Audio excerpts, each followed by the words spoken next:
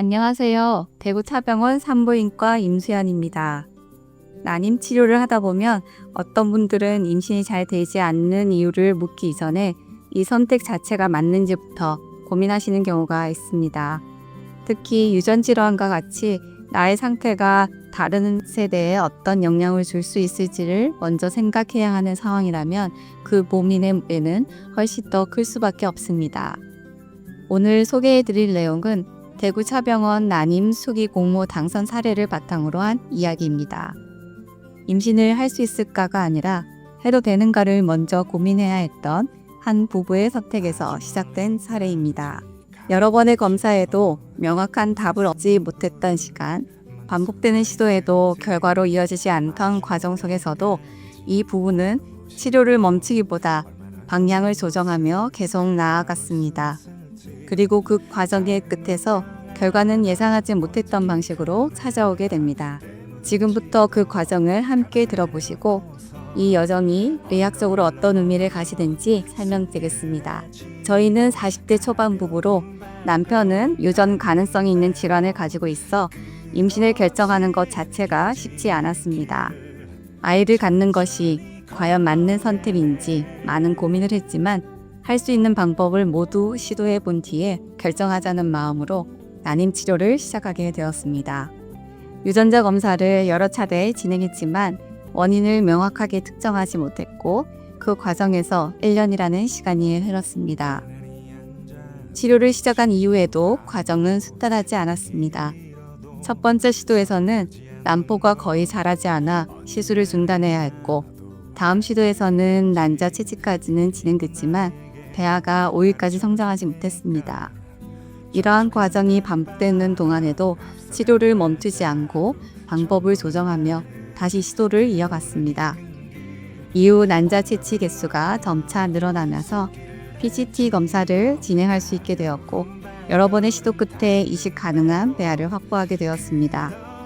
완벽한 정상 배아는 아니었지만 임신으로 이어질 수 있는 가능성을 가진 배아였습니다. 충분한 설명과 고민 끝에 이식을 결정하게 되었습니다. 그 결과 쌍둥이 임신이 확인되었습니다. 라는 내용입니다. 실제 진료실에서도 많은 난임 환자분들이 이와 비슷한 과정을 경험하시기 때문에 충분히 공감할 수 있는 부분이라고 생각합니다. 우선 이 사례를 의학적으로 보면 몇 가지 중요한 포인트가 있는데요. 먼저 이 부분은 일반적인 난임 케이스가 아니라 유전 질환의 전달 가능성을 낮추기 위해 PGT를 전제로 치료를 진행해야 하는 상황이었습니다.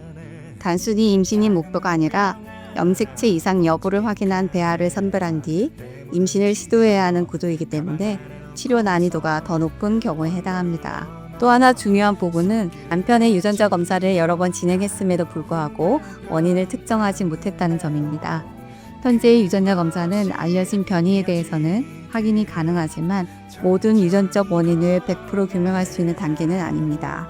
따라서 검사 결과가 정상이라고 해서 문제가 완전히 없다고 단정할 수는 없고 임상에서는 확인 가능한 범위 내에서 위험을 낮추는 방향으로 치료를 진행하게 됩니다.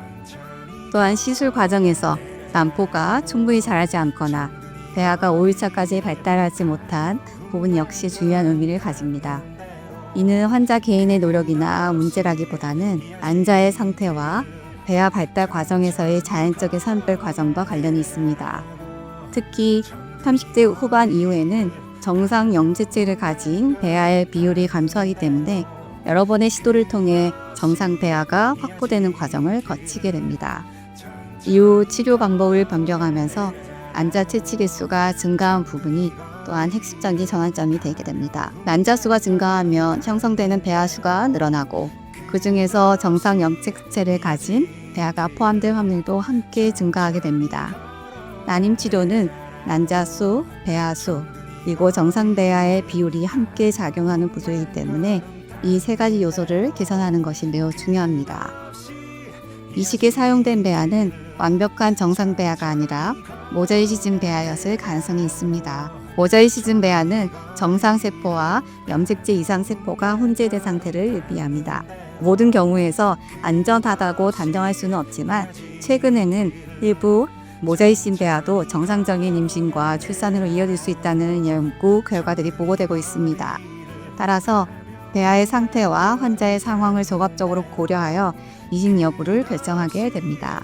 결과적으로 이 부부가 쌍둥이 임신에 이르게 된 과정은 단순한 우연이나 기적이라기보다 충분한 난장 확보와 반복적인 배아 선별 과정을 통해 임신으로 이어질 수 있는 배아를 확보한 결과라고 볼 수 있습니다.